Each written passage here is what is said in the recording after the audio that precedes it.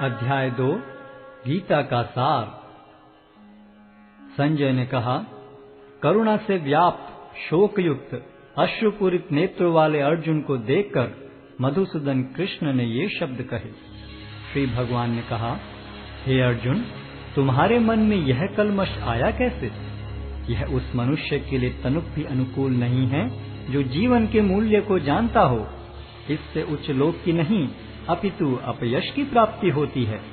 हे प्रतापुत्र, इस हीन नपुंसकता को प्राप्त मत हो, यह तुम्हें शोभा नहीं देती। हे शत्रुओं के दमन करता, हृदय की शुद्ध दुर्बलता को त्याग कर युद्ध के लिए खड़े हो। अर्जुन ने कहा, हे शत्रुहंता, हे मधुसूदन, मैं युद्ध भूमि में किस तरह भीष्म तथा द्रोण जैसे पूजनीय व्यक्तियों पर उलटकर बाण चलाऊंगा। ऐसे महापुरुषों को जो मेरे गुरु हैं, उन्हें मारकर जीने की अपेक्षा इस संसार में भीख मांगकर खाना अच्छा है। भले ही वे सांसारिक लाभ के इच्छुक हों, किंतु हैं तो गुरुजन ही। यदि उनका वध होता है तो हमारे द्वारा भोग्य प्रत्येक वस्तु उनके रक्त से सनी होगी। हम यह भी नहीं जानते कि हमारे लिए क्या श्रेष्ठ है, उनको जीतना या उनके द्वारा जीते जाना। यदि हम धृतराष्ट्र के पुत्रों का वध कर देते हैं तो हमें जीवित रहने की आवश्यकता नहीं है, फिर भी वे युद्ध भूमि में हमारे समक्ष खड़े हैं। अब मैं अपनी कृपण दुर्बलता के कारण अपना कर्तव्य भूल गया हूँ और सारा धैर्य खो चुका हूँ। ऐसी अवस्था में मैं आपसे पूछ रहा हूँ कि जो मेरे लिए श्रेयस्कर हो उससे निश्चित रूप से बताएं। अब मैं आपका शिष्य हूँ और आपका शरणागत हूँ, कृपया मुझे उपदेश दें। मुझे ऐसा कोई साधन नहीं दिखता जो मेरी इंद्रियों को सुखाने वाले इस शोक को दूर कर सके। स्वर्ग पर देवताओं के अधिपत्य की तरह इस धन धान्य संपन्न सारी पृथ्वी पर निष्कंटक राज्य प्राप्त करके भी मैं इस शोक को दूर नहीं कर सकूंगा। संजय ने कहा, इस प्रकार कहने के बाद शत्रुओं का दमन करने वाला अर्जुन कृष्ण से बोला, हे गोविंद, मैं युद्ध नहीं करूंगा, और चुप हो गया। हे भरतवंशी धृतराष्ट्र, उस समय दोनों सेनाओं के मध्य शोकमग्न अर्जुन से कृष्ण ने मानो हंसते हुए ये शब्द कहे।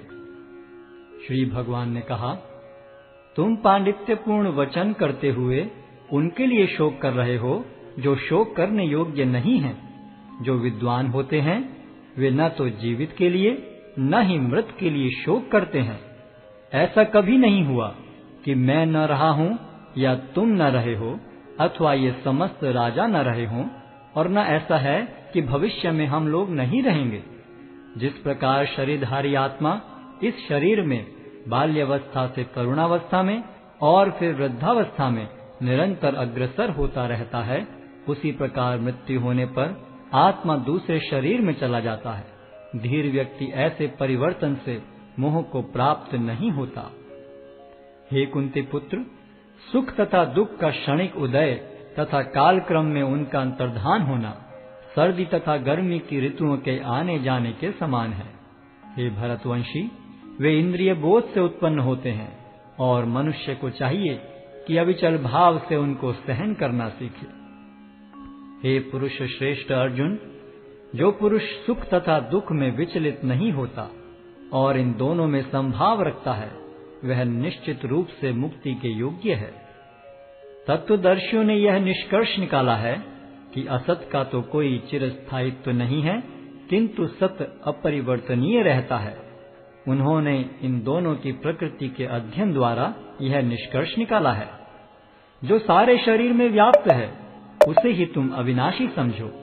उस अव्यय आत्मा को नष्ट करने में कोई भी समर्थ नहीं है।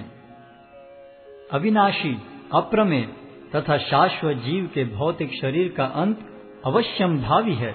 अतः हे भरतवंशी, युद्ध करो। जो इस जीवात्मा को मारने वाला समझता है तथा जो इसे मरा हुआ समझता है, वे दोनों ही अज्ञानी हैं, क्योंकि आत्मा न तो मरता है और न मारा जाता है। आत्मा के लिए किसी भी काल में न तो जन्म है न मृत्यु।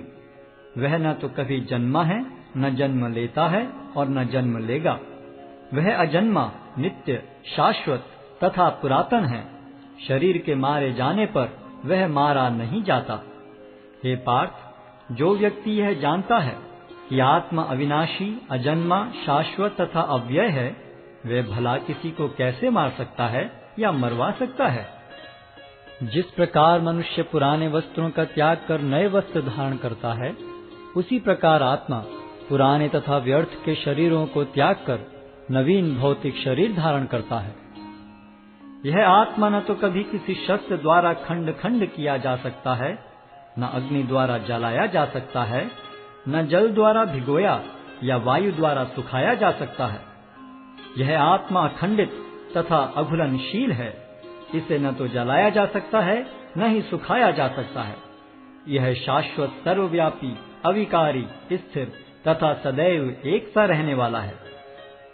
यह आत्मा अव्यक्त, अकल्पनीय तथा अपरिवर्तनीय कहा जाता है। यह जानकर तुम्हें शरीर के लिए शोक नहीं करना चाहिए। किंतु यदि तुम यह सोचते हो कि आत्मा अथवा जीवन का लक्षण सदा जन्म लेता है तथा सदा मरता है, तो भी हे महाबाहु, तुम्हारे शोक करने का कोई कारण नहीं है।